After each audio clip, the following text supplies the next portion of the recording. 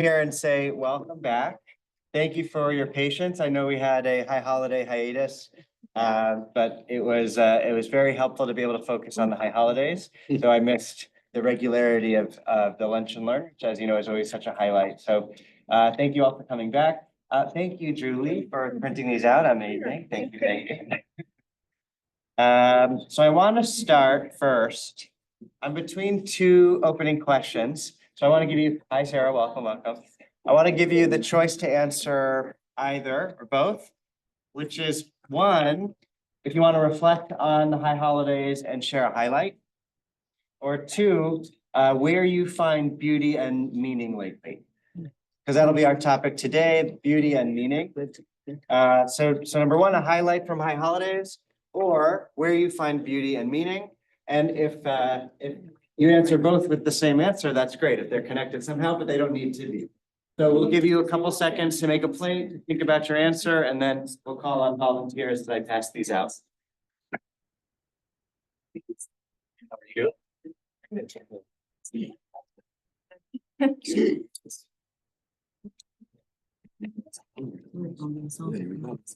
Why we lumping beauty and meaning? Go ahead, question. Why is it beauty and meaning? I mean, you have beauty without meaning. Yes, absolutely. They are separate concepts. They don't need to be together. But we'll see, here they are. I'm gonna try to make a case for their connection. Beauty and meaning in Judaism. So there's meaning in beauty. Beauty and meaning. I don't know. Meaning and beauty. Lost. If you had to give up one, you have to give up. I've already given one of them up. Well, you're not beautiful, I understand that. Yeah, so you're not meaningful. Right. It's stupid. Yeah. All right, does anybody want to share your offer and answer? You find Start. Sheila. The beauty is just looking outside, we have an absolutely gorgeous fall, the leaves, I mean. Even in, I think it was the New York Times said you can go to the Cuyahoga Valley near Blossom. Wow, really? Yeah, you don't have to, you don't have to go to New Hampshire. Uh-oh. That's my fear, is that the gem of Cleveland is gonna get discovered more and more. We already saw some tourists down there with. So that's one thing, and I have a question, I don't know if I could get an answer here. Okay. You asked about the holidays. I would like to know if there would be a different answer between the women and the men. For me, thank God that we're going back to a normal period. I mean, I love the high holidays, but not 13, or what is it, 11 days? You know, on top of it, it's 45. I don't get to enjoy it. By the time it took us, Yeah. well, if you really observe it, you have to have special menus. You can't, you have to cook Right. differently. And you can't make any plans, like Yeah. you couldn't go swimming for 2 days. Uh-huh. And, it's very disruptive. Yes. And I'm just wondering if there's a different reaction from the men. Well, that would be, right, assuming that women are the ones, but in our household, I will say that we try to make it equal with the prep, but that's not. Well, first of all, you're a different household because you're both doing prep for a holiday. Yes, yes. Cooking for two and you're only cooking for one. Right, yeah, so there's a lot of, yeah. When I'm fortunate. Second of the classes we did this year. David, what are you saying? Can't hear you. Immediately. All right, any other volunteers to share? We're talking about agree. My number one thing is being out in nature. Being out of nature. And Sheila says this has been, I think, one of the most gorgeous falls ever. Colors have been fluorescent and it's lasting, which is wonderful, but The wind is coming. we try to up. walk every day in the park and it's like instant peace. Instant peace. It's my serenity walking in the park and it just, Me too. you forget everything else that's going on and it's just beautiful. I used to. Yeah. Yeah. So okay, so keep this in mind. Nature's coming out, and while Lisa's here, I just want to take an opportunity to say thank you to Lisa. Congratulations. One of the highlights for my high holidays involves Lisa because we had a talk about prep work, right, and meal. We had a 30 newlyweds over for Yeah. Sukkot dinner, so that was really exciting. People that, That's it. sorry, You. I mean, you. it's been a marathon. We had a. You build a We sukkah. built a- Ron, you had your hand up. The sukkah with my mischievous little one. And I made him do the decorations with me. I thought Mainly, yeah. yeah, Yeah. and then stickers and all kind of things. And I even did something that is not so Jewish. We decorated, painted pumpkins.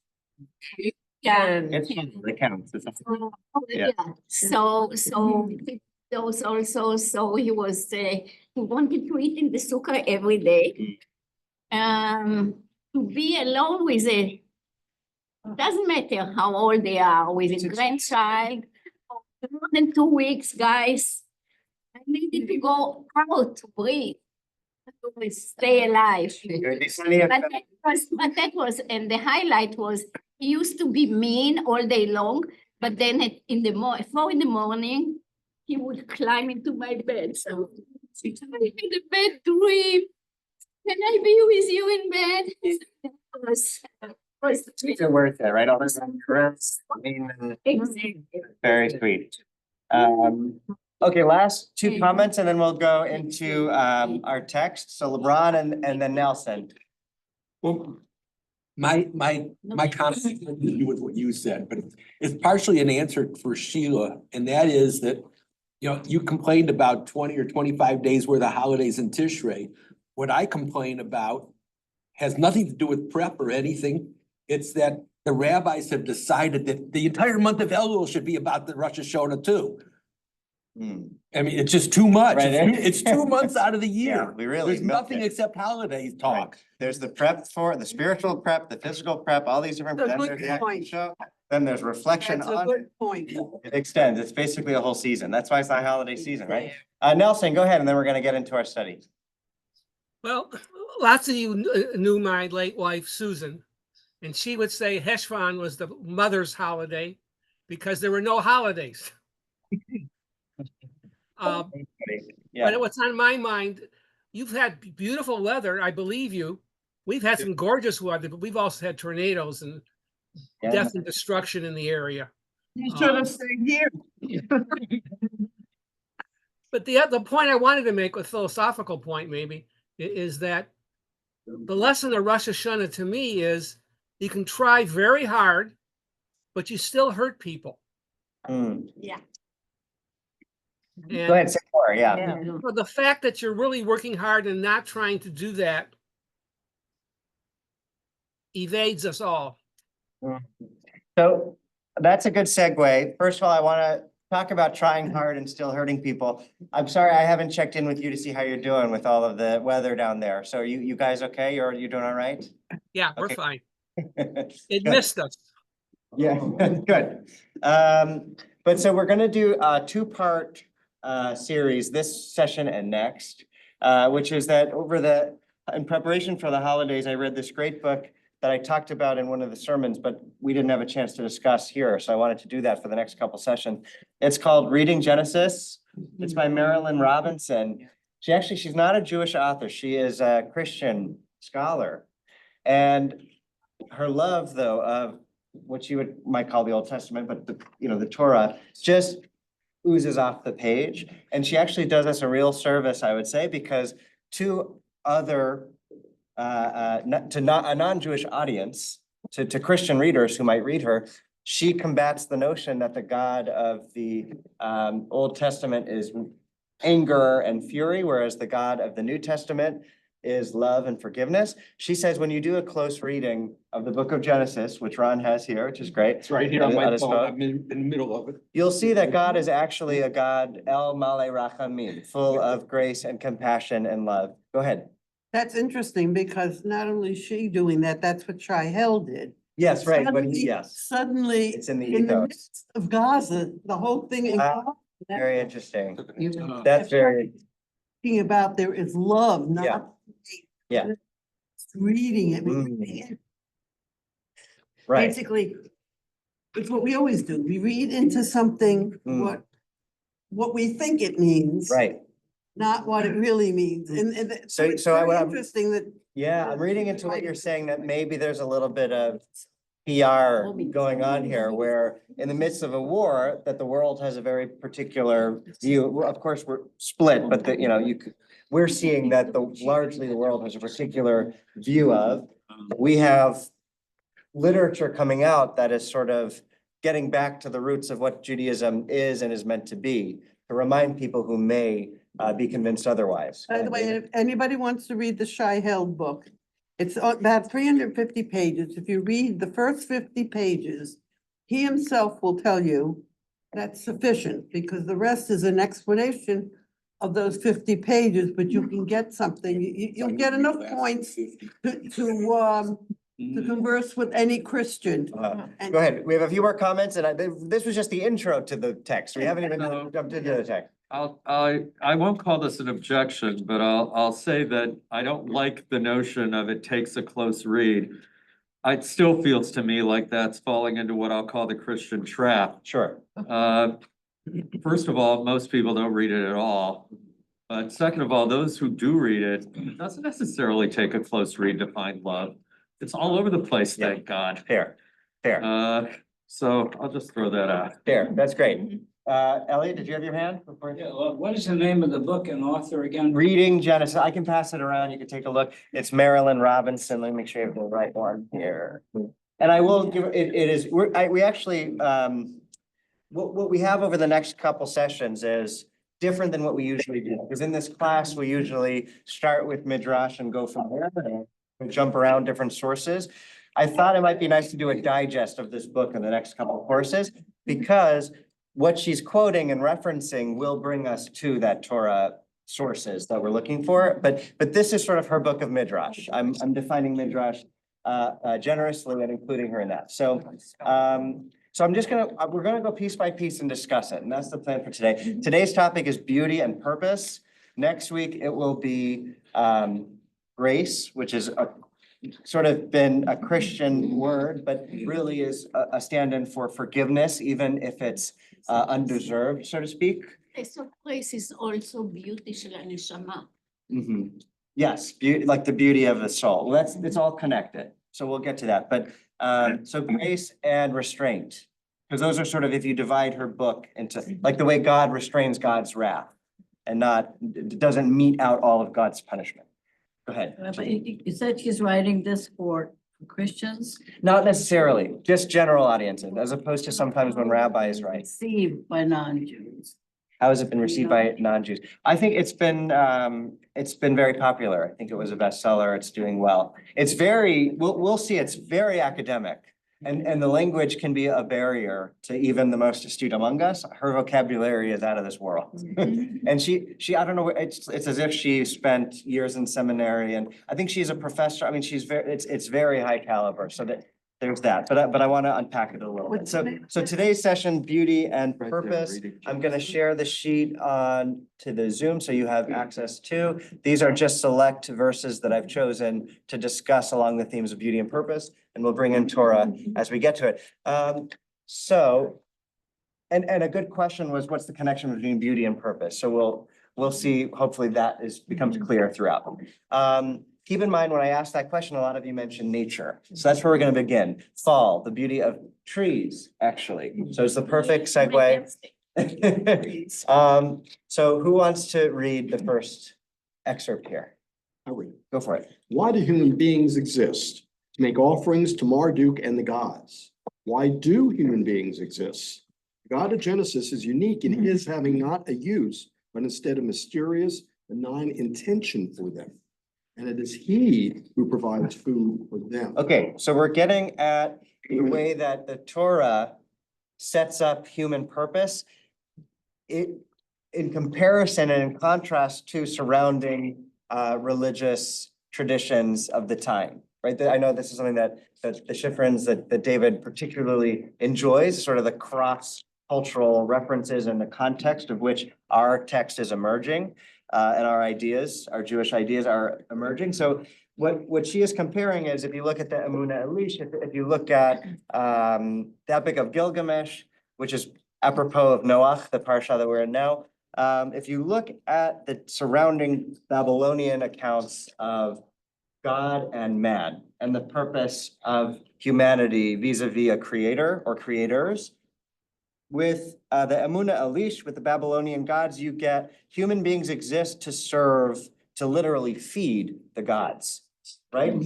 We are preparing sacrifices and foods for them. That is our purpose. We serve them. That is sort of one of the takeaways you get from that literature. But Judaism is standing in contrast to that. The God of Genesis is unique, and I'm preserving her pronouns here, so it's masculine, but I when it's my stuff, I like to change that to neutral, but yeah, sometimes, right? Well, actually, that could be a literal read too, because it says God created male and female created. created them. Right. Anyway, but we also know that God is the divine we, sometimes it's plural, right? Elohim. Anyway, You didn't say the divine. let us we, make, did you? not us say. No, I didn't It's say. the that. wrong- okay, No. Right, not us say it, right? Let us make. Okay, anyway, the God of Genesis is unique in his having not a use, but instead a mysterious benign intention for them. That's very different, right? Saying that people are not created for a use, but for a divine purpose, right? Not as utility that we are only exist to feed the gods. Instead, God is creating us without a quid pro quo, so to speak. It's not, I created you, so you feed me, right? Instead, God is the one who feeds us, right? God provides for all our needs. We say that every morning in our Sukkot Zimra, right? But he, I kind of disagree with what you're saying there. Okay. I mean, I see that he did create us to feed him. His food is praise. Okay, great. But that, see, what? praise, right? Yeah, I was gonna But say. but this is exactly the point, right? Of course, you would say, what about all the laws about sacrifices, our temples? We are literally slaughtering animals for God. But our tradition is very clear that really, if anything, that's to meet our need to do that. That we look around and we say, oh, that's how God is worshipped. So God gives us an outlet to feel like we are communicating, have a nexus point of communication with God. But God is very clear in saying, what have I need for and there are Psalms, right? All about it's the fat of rams doesn't satisfy me, right? I already own, I made these animals. I don't need them. God isn't hungry, right? What God wants is what may be the reach nichoach, the sweet savor that emerges. And that can be interpreted two ways. One is barbecue. God loves the smell of barbecue. The other is reach, ruach, neshama. What is the spirit with which the offering is offered? And Maimonides says that God never wanted us to stop at sacrifices. That was a baby step, an interstitial phase to wean us off of human sacrifice, right? We don't want the sacrifice of Isaac. We don't sacrifice our children, sacrifice animals, the ram caught in the thicket. But don't stop there. Maimonides says, eventually God wanted us to arrive at, God wants the words of our mouth, which King David says in Psalms 19. So what praise and Praise, acknowledgement, I was- relationship, maybe. Yeah, I cut myself off before I was done. I meant to say praise and to do his bidding. Yeah. Right, mitzvot. Whatever mitzvot, it is. Yeah. Right, so we do have, but is that a use or is that a divine sacred purpose? That's the distinction I'm trying to make. By use, I really mean utilitarian language, that we have a use that we are sort of doing labor for God in the form of feeding a God who needs food, that kind of a thing, as the Babylonian text is saying, versus not use, but purpose, right? A sacred purpose in life, right? And that's mitzvot. So that could be what you're getting at there. Yes. So I'm not ready to accept your Midrash and Midrash. You jumped to a divine sacred purpose and you got that, all we've got is a mysterious benign intention. Mhm. And I don't necessarily, mysterious. Okay, fair. right? So it seems like a real. Yeah, she's not saying that, right? Let's honor the text. Right. He's saying it's too complicated for us to necessarily grasp. That's true. So benign could be shvach, could be sort of like neutral, Or tar, just could be the opposite of malignant. which is what I was thinking, that benign is getting at like a love, a tenderness, But in that regard, benign is as it should be. Not malignant is like a Frankenstein component. Or let's get back to what the under roots of those words actually seem to mean, which is bad versus good. Yeah, fair, but fair reads, we wanna I honor. was the actually text. Yeah. thinking that maybe the word there shouldn't have been benign, but hidden. Sure, good, yeah. Well, we can look up her email and you can email. Okay, I want us to skip the next text and go to the, because this is getting at something that I'm gonna bring up some text you need for, another which is text to in, read? yeah, Genesis, Sepharia. We're gonna go Genesis, and I want us to go to the verse where we begin to discuss the natural world and trees. But who wants to read as I'm pitching this up? This is the third text. This world. That's it. Give me one. Oh, go ahead. Sorry, not in Safari on the screen, but on the page. Yeah, skip the next little excerpt and go to this world is suited. No, Yeah, she's referring to the way that it says in the Torah when God creates trees. We're gonna look at that verse, but who wants to start reading her right there? Any takers? Go for it. Thank you, Cher. This world is suited to human enjoyment in anticipation of human pleasure, which the Lord presumably shares. This is an extremely elegant detail. The beauty of the trees is noted before the fact that they yield food. It is a rich goodness that the Lord intended and created for our experience. Two things are signified: that God, as the creator of beauty, intends for us to see and enjoy, and that he gives us the gifts of apprehension this pleasure requires, which us nothing less than a sharing of his mind with us in this important particular. That God himself in some celestial sense has and enjoys this kind of perception gives us an insight into the meaning of our being made in his image. The world is imbued with these reminders that there is a beautiful intention and assurance expressed in every perception we have of loveliness in the natural world. Thoughts and reactions to this. And I want to get to the verse where you'll see that, yeah, you can feel free to read it again too, but in the verse, you'll see that the tree is described as being beautiful before it's being described as being fruit-bearing, useful, right? That there is an inherent intrinsic beauty, and that coming first, she's saying, hints to the way that God sees the world and wants us to and share God's mind with us, to look at the world for its beauty and to look at one another perhaps as being intrinsically valuable, divorced of use, right? But simply by virtue of being a creature created, B'Tselem Elohim, in God's image, or created by God, that in beauty you find a purpose and not a use necessarily. Go ahead. So two things I find immediately strike me. One is that we're not talking about B'Tselem Elohim in the sense of behavior, which is to say we imitatio Dei, if you will. If God is gracious and compassionate, we should be gracious and compassionate and so forth. But we're talking about instead shared perception, if you will, or that the reality in which we live has within it God's beauty, and what she doesn't mention, which is the second thing that strikes me, is the corresponding ugliness, because some would say to recognize the beauty, you have to have the ugliness to compare it to. It reminds me of what Nelson was saying about the tornadoes spawned by the hurricane, which tore up those very same trees. And at the same time, people's houses, et cetera, and sadly, in some cases themselves. Right. So it's a nice insight, I suppose, or at least it makes you think about B'Tselem Elohim in a different way. But I don't know if it really fully works, at least without acknowledging that there's also ugliness.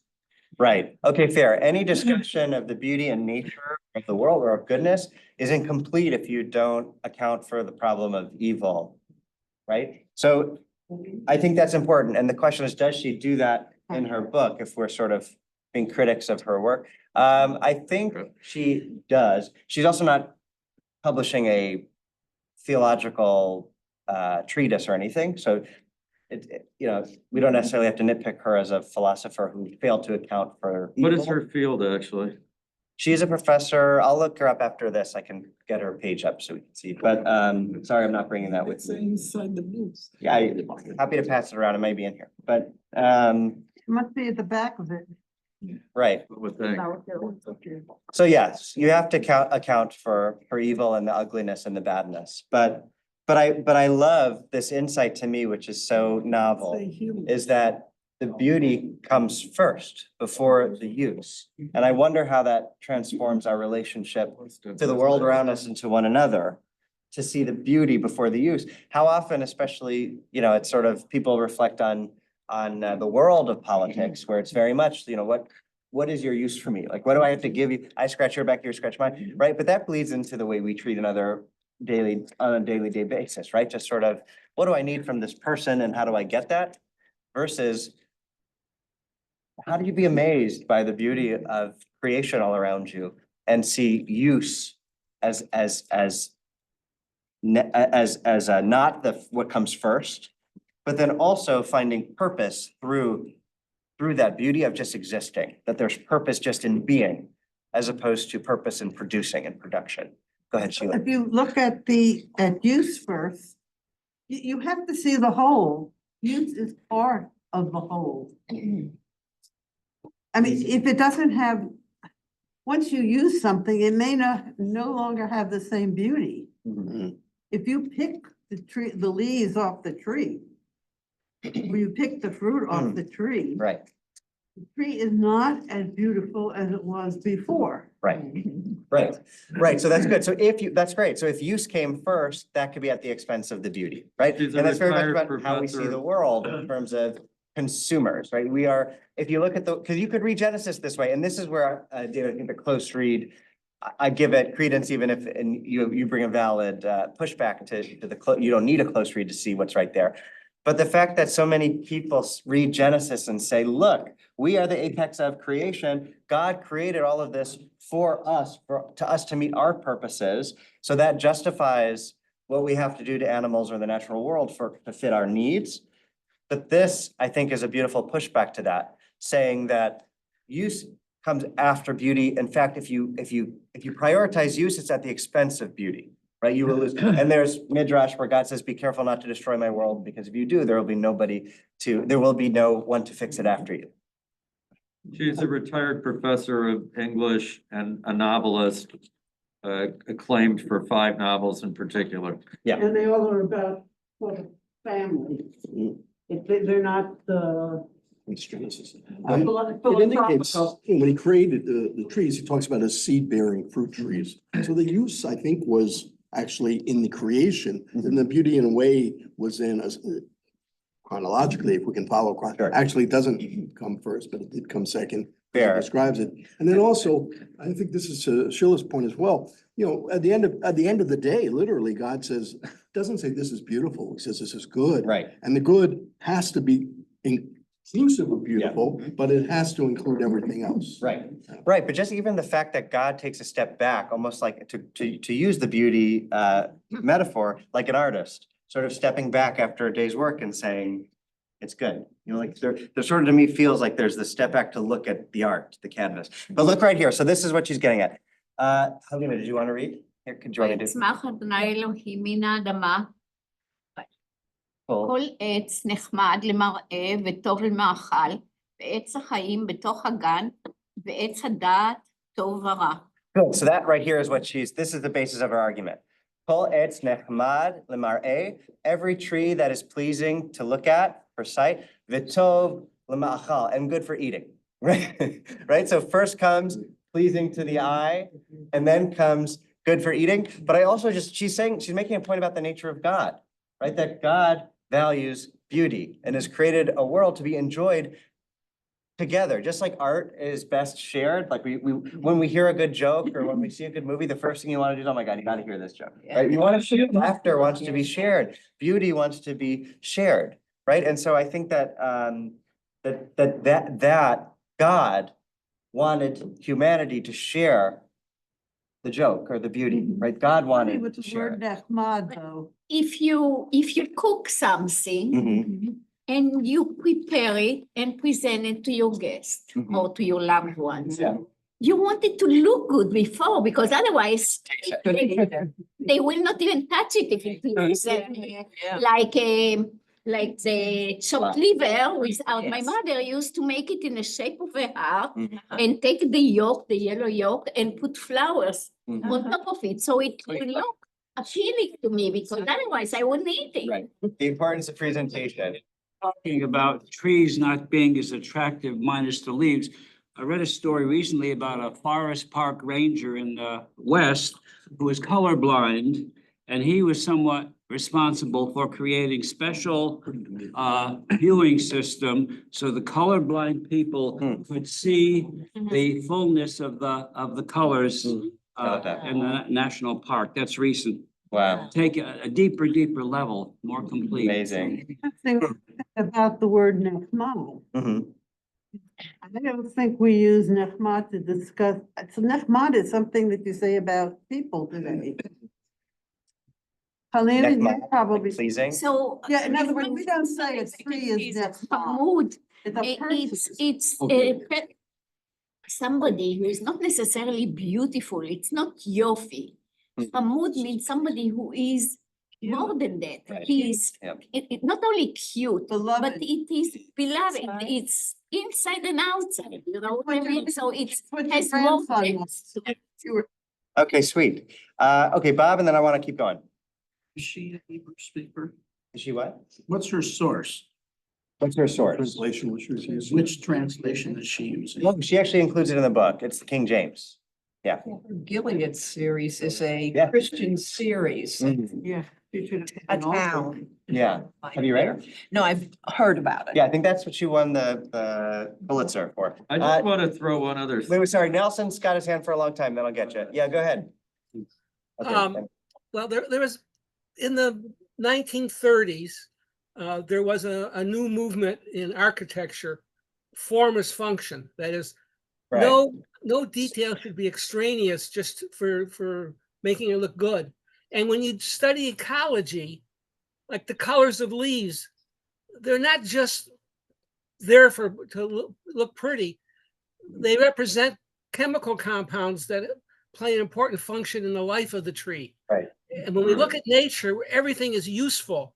Nothing is extraneous. May not be useful to us, but that shows that there's more to the world than us. Yeah. Great, thank you. That's lovely. Ron, then Ruth and David. Yeah. Nechmad could also be desirable. Desirable. Yes. So whoever looks at it would like to have some of it.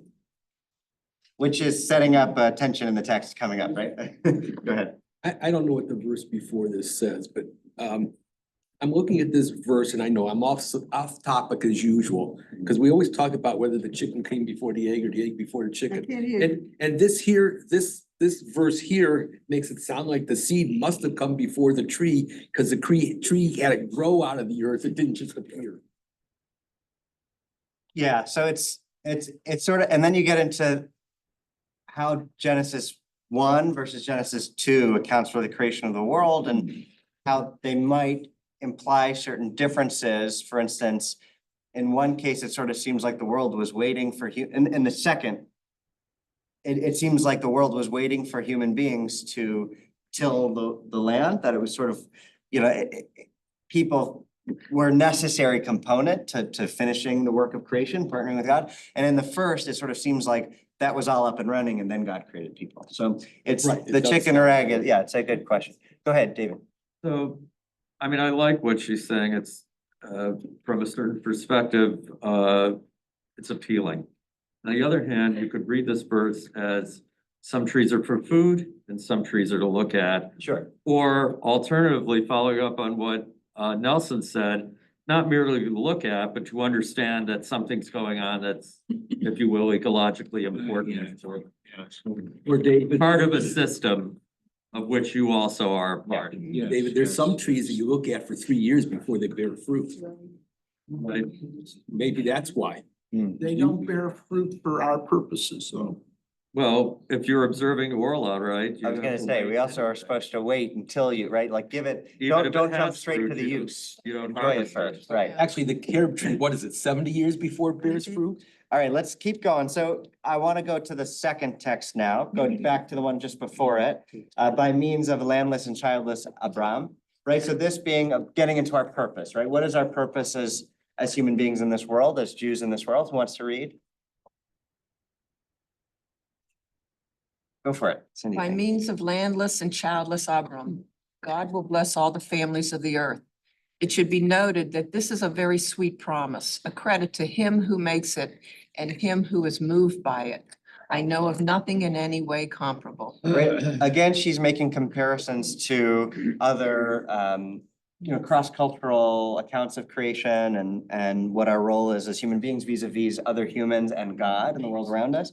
And what she's saying is, in Genesis, what God wants for us, what God is promising Abraham, sort of charging Abraham with, is to be a blessing, that other nations will be blessed through you, that you will be a blessing, right? Teheh bracha, be a blessing.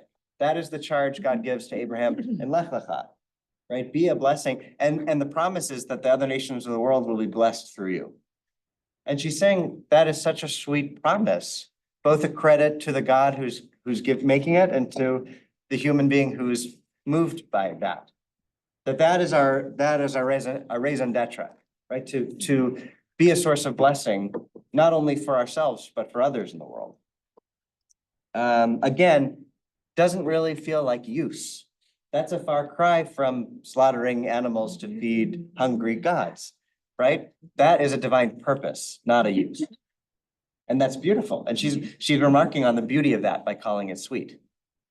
Okay, let's skip the one we just talked about and go down to now. I should have numbered these, I apologize, but the fourth one They're down. numbered at the end. Yeah, the page 87 one. Yeah. So now she's talking about how other nations are going to be blessed through you. She is making the case that for all of God's particularism, God's concern with the chosen people, the Jewish people, God is also deeply concerned with universalism, with all of God's creatures. Prophets talk about this. There are many oft quoted, this is just like the Ethiopians to me, right? Like God has relationships with other peoples and clearly cares, but she's going to answer what for me is a question that comes up every time, which is when you're reading these parshiot, which we're getting into about lineages and the families, at one point, there are pages on Esau's family. Right, we get all the begats, right? And when it's ours, you understand that there's beauty in our family tree, talk about trees, right? Let's talk about where we come from and the people by name, that's great. But then you ask, why spend all this time on Esau's family tree, right? Where Esau's not we don't continue through his, right? We shouldn't be as concerned or interested, and yet it gives us that, and Ishmael and all of this. And so she is finding great meaning in that. Who wants to read in any case? I'll read it again. Go for it. In any case, this placement of the stories of Hagar among major events elevates her. If at a minimum, they tell us, as the Avimelech story does, that God is lovingly aware of the lives of pagans, kings, or slaves, this by itself is full of meaning with regard to the nature of God and his relationship with humankind. Right, so again, there's sort of this mirroring of, if you look at the natural world around you, the first thing you'll notice is diversity, right? And that's what we get in the 7 days of creation, the 6 days of creation, right? Birds of the sky, fish of the sea, creeping, swarming things, human beings, plants, trees, animals. God is clearly a being that values both beauty and diversity. And here she's making that link to diversity of humanity too, right? Jews as the chosen people, but all of God's human creations. And what she's specifically getting at is if that the drama of our patriarchs and matriarchs takes like a jarring cut where it's sort of, if you're watching the film, it'll be like, okay, something really exciting is happening in the main story, the A story, but then we cut to the B story and we get Hagar's story. And so our commentators, our rabbis ask, what's with the break in the action, right? Why do we cut basically from A story to B story? And what Marilyn Robinson is saying here is that it's to elevate the significance of that B story, to say that we shouldn't view it as a side story, but as part of the main action is the events of other people and their stories too. Right, so the stories of Hagar, we've talked about this in this class in the Amidah, that in our matriarchs and patriarchs prayer, that first avot blessing in Imahot, we say El Elyon, we call God El Elyon, right? El Elyon is the language of Abimelech, who is this priest of Melchizedek, priest of On. Wait, sorry, so it's actually not. I was mixing up Abimelech and Melchizedek, so never mind. Abimelech is, there are a couple accounts of both Abraham and then Isaac going down to Egypt, where Abimelech takes their wife, Sarah, and then Rebecca, but God rescues her from them, both women from them. But then Abimelech says, why did you lie to me? Right? The reason that he takes the wives is because they are desirous to, right, right, of pleasing appearance, and so the Abimelech takes them as his own wife, right? But doesn't lay a hand on them because God intervenes. But that was set up by Abraham, who said to Sarah, tell them you're my sister, because otherwise they'll kill me to get to you. And the same sort of thing happens with Isaac. And the lesson that she's pointing out here is Abimelech says, I wouldn't have done this if you told me the truth. In both cases, Abimelech says, why did you do this to me? Why did you put me in this position where I almost brought a great sin against you and my people and angered God? And the lesson that she's elevating here is that we would be wrong to sort of take an elitist approach to our chosenness and say that we're the only God-fearing people and everybody else is godless. That was the assumption that Abraham and Isaac make vis-a-vis Abimelech. So the point she's saying with following Hagar's story, with bringing in this episode twice about Abimelech, who's morally offended because he too has a sense of what's right and what's wrong, right? That God is lovingly aware of the lives of pagans, of kings, of slaves. So not just, this is the diversity socioeconomically, ethnically, right? That all of that is of concern to a loving God, right? This by itself is full of meaning with regard to the nature of God and God's relationship with humankind. And everybody's important in the story. Yeah. To me, it's like anything if you take out one thing that happened, the rest is all different. Right. It wouldn't be what it is. And that actually is sort of the thesis. I know we're going to go through the rest of these texts. I think we have enough time. We're going to do our best. But if I had to leave you with one thought, it's going to be Cindy's that I want to elaborate with just a piece of Torah, which is that when we talk about purpose, right? Is it just the kings and the queens? Again, a way that Judaism deferred was that we're dealing with everyday people. If you look at our patriarchs and matriarchs, these are just nice people who open their door to strangers who are going along the way, as opposed to the epics of other surrounding cultures of the time, which only dealt with royalty, because that's what's interesting to people, right? That's God would only be concerned with royalty, right? Those are the people who make a difference. But Judaism says, no, everybody makes a difference. I have a colleague, a friend, actually Rabbi Scoff's son, Jared, who's a good friend from rabbinical school. He's now a rabbi himself. So Rabbi Scoff, we would in Israel, when we were learning in Jerusalem, the conservative yeshiva, we did a go around and we were asked, what is your favorite character in all of Torah? And everybody said all the usual suspects, well, you and I'm guilty of it too. I gave it. And he says, you know, the guy who, which I already started laughing at. He goes, you know, the guy when Joseph is trying to find his brothers, there's a nameless character who points him in the right direction and says, I saw them shepherding over there. He goes, that's my favorite character. He's unnamed. That's it. That's all we hear from him. But he pointed someone in the right direction. And for that, he gets a place eternally in our sacred text. Possibly the wrong direction. But we never hear from him. But isn't that also- beautiful though? Yeah, But not we only don't have to have this. a name Right. to be significant. Not only this, but he makes our kings like Saul or Yes. David, he makes them with human Mhm. faults Right. and with human anger and wanting to kill, all those things, and איך אומרים, and like David with Right, like Bathsheba. Yeah, exactly. Yeah. So he makes them human. Right. He's not elevating them above everybody. Exactly. And that's another That's key another point he makes point. here, which is that not just with kings and royalty, but with our venerated matriarchs and patriarchs, they're all deeply flawed. Abraham, Sarah, but go down the list, everybody, and she goes and she points out all their flaws. Yeah. Not to be polemic against Jews, but to say that's the beauty and genius of Judaism, is that it retained, it did not airbrush out the flaws. And by doing that, they preserved the world's best hope, which is that we can be flawed and God still cares and loves about How us. could you expect any of us to be flawless? Adam was flawed. Right, from the- Cain was flawed. From the start. I mean, yeah, but still. Right, that's your word, not ours. My Go cynical ahead. reading of this, Okay, that she's setting this, the Gentile writer. Sure. She wants to write the New Testament. She's already said it's not the God of Israel, it's the God of all of us. sure. right? Okay, fair. You know, so I Taking a read it claim. that way. That's fair, that's fair, that's fair. By the way. To describe. Right, but in doing so, you then think that, oh, God only Yeah, cares about that's- perfect yeah, people, right? Yeah, Is just a very good word Right. to describe it. but here's another thing that I think, in terms of what you were saying about sort of where she would presumably go with this as a religious Christian, is supersessionism, right? The Jews mucked it up and the Christians are really the new bearers of God's covenant, right? So we sort Look of, what they've done with you know, it. drop the ball, right. But she is making the opposite argument, which is that no matter how flawed we are, God maintains God's covenant with us.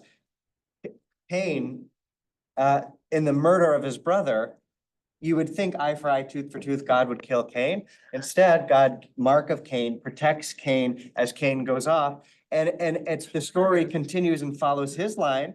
And she points out they were the first to discover musical instruments and establish these towns and cities that blossomed. So it's sort of this second chance that even in the lowest point of the first fratricide, of our first murder of our brother, God doesn't give up on us. And in not giving up on us, look at the result. There's beauty, there's purpose, there's meaning, there's another chance. Never got to the Noah That's sort of story. great. Case in the. Yeah, right.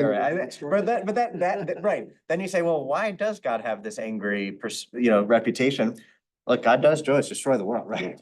God does, there's plenty of, right, and Noah is that. And yet God is not wiping us out entirely, right? And you have to believe that, especially if you bring in Sodom and Gomorrah, that God would not have done it if there were enough righteous to save it. Well, this is sacrilegious, but if God would wipe out people Mhm. or mankind because we're flawed, he'd have to wipe himself out because he's flawed also. Right, so there are different ways to look at God. Some maintain that my God needs to be perfect, otherwise who am I worshiping, or doesn't others say that I don't need God to be perfect, actually. And they point to things like, it says that God repented of creating human beings, which we're reading this week in Noah. And so if God is doing tshuva, maybe God is imperfect, but in that imperfection, there's an even higher perfection, you could say, or say, because it is human to say, I don't make mistakes. It's divine to say, I made a mistake. right. So it's sort of mind blowing. You can buy it, you cannot buy it. That's, I think, what Ron's getting. Okay, hold on. I want us to, I love this. Who wants to read this next one? It's the long one. It's the last one on this page. This is speaking to the beauty and inherent meaning and purpose and sanctity of every human life.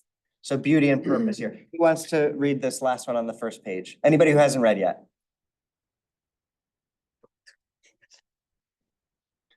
Any voices? Come on. Bob, you want to read? Okay, thank you.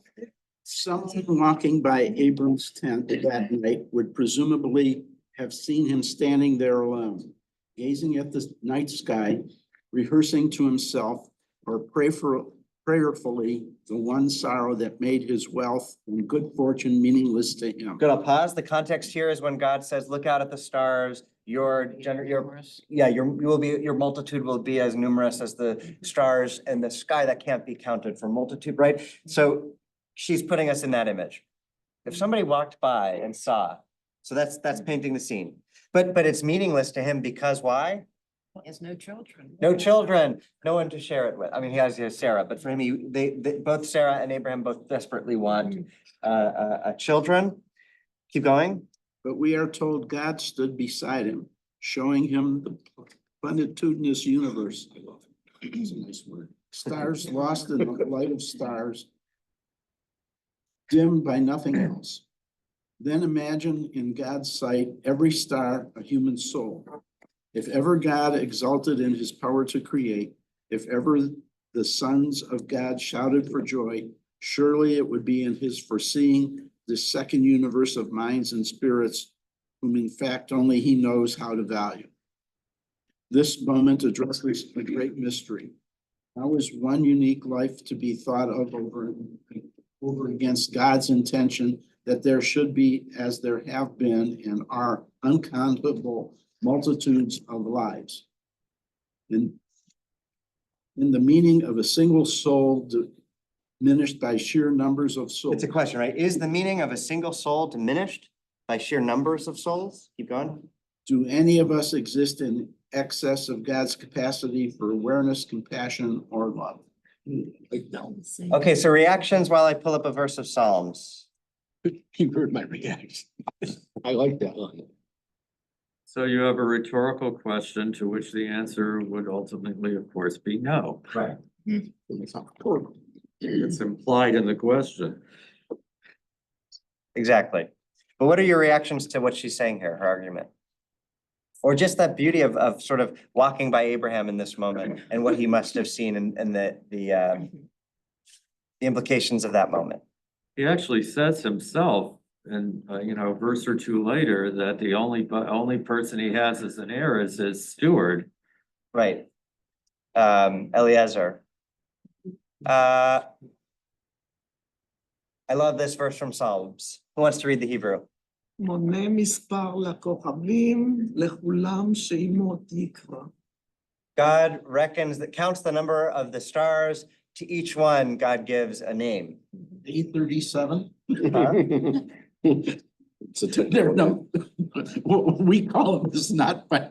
Oh, that we call them too, right? But they're much, yeah, we give them scientific name. I think he gives them human name, right? I love that image of God counting all of these stars and each one has a name, right? There's Debbie, there's Bob, Sheila, right? But if you look at every life like that, and that's what she's saying, that then imagine in God's sight, every star a human soul. There's many more stars than there have been humans. Yes, but We didn't know that then. But again, it gets to God valuing numbers, diversity, like, multitudes. That is the blessing, the greatest blessing that Abraham and Sarah could receive is, I will make of you a great nation. Like there will be many more of you. Right, and that's why I think for, Helena just spent time with her grandson, which though exhausting, right? Why do you do something like that? I mean, there is nothing more precious and beautiful than the numbers continuing and knowing that there will be more of us, right? And there's something so. It also gets back to what she talks about early on, about this being mysterious, at least to us, because we might use a word like countless.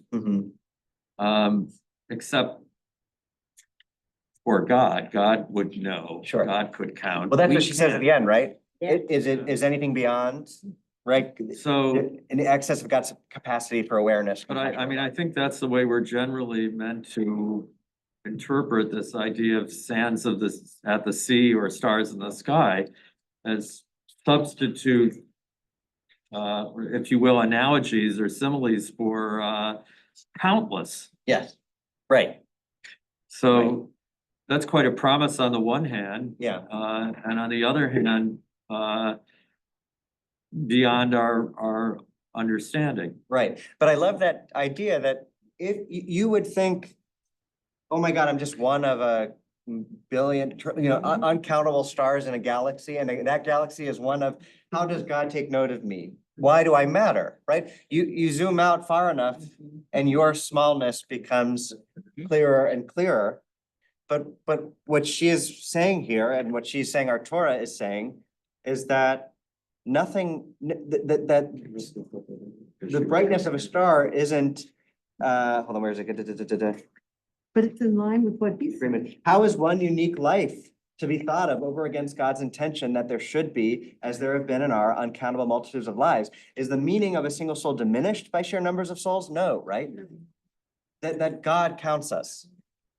even though it's uncountable to us, we are still seen and valued and loved by God, even though we're one of countless stars. It's like kids that have a multitude of kids. I mean, kids, adults that have a multitude of kids. There's always enough love for the next kid. Yeah, Yeah. right, It's the same principle. right. And that's Esau's pain when he says, don't you have another blessing for me? Right, Yeah.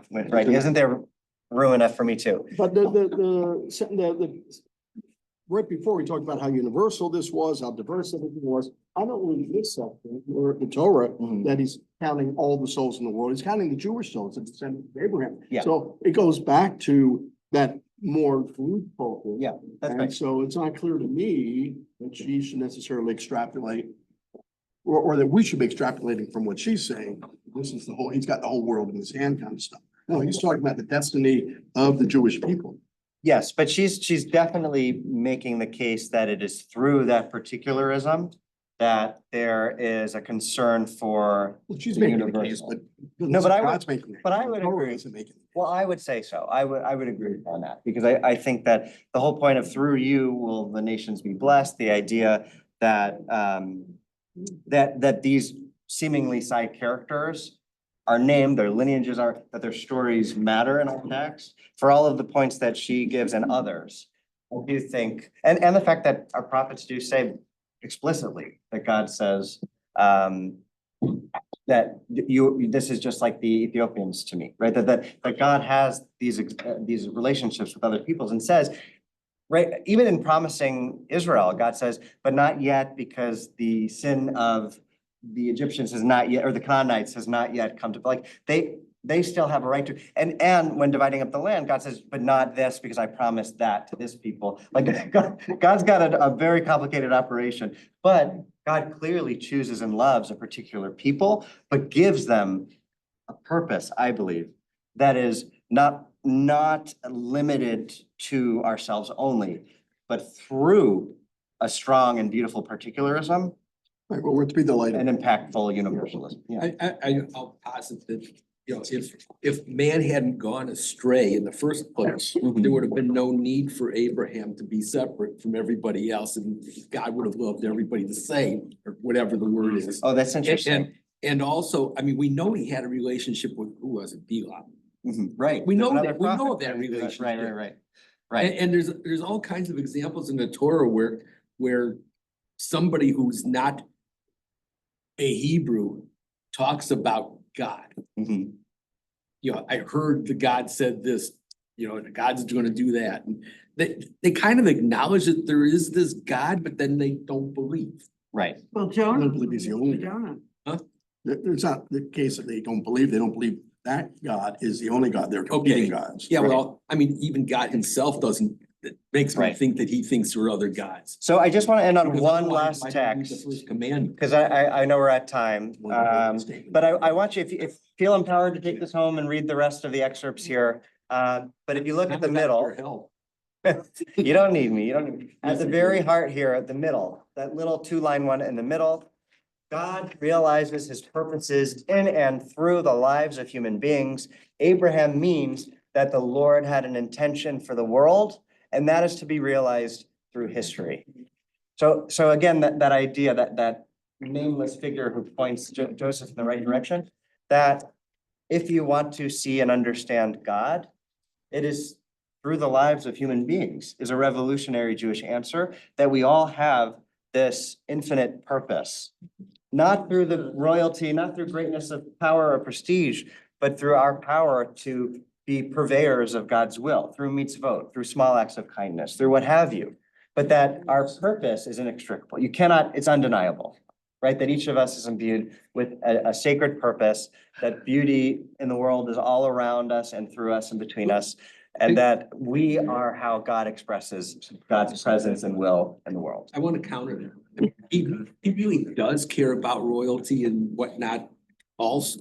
I won't say exclusively, because why else do we have kings that are hereditary? Why else do we have priests that are hereditary? Why is the Mashiach going to come from David's line? I mean, come on, he does. Yes, but it's begrudging. Like if you look at. We pleaded that. Right. Samuel Okay, so the was all about, God is mad at you. You had this unique relationship with God where God was your king and you insist on having a human king. And so this is what's gonna happen to you. They're gonna be corrupt. They're gonna steal your. Forget about the kings, how about the priests? Right, hierarchy, right. But the question I always wonder is it concessions to human needs or is it what God really truly wants? And that goes back to Maimonides and baby steps and animal sacrifice. Go ahead. And then I do have to go, talking about baby sacrifice. I got my baby to adopt.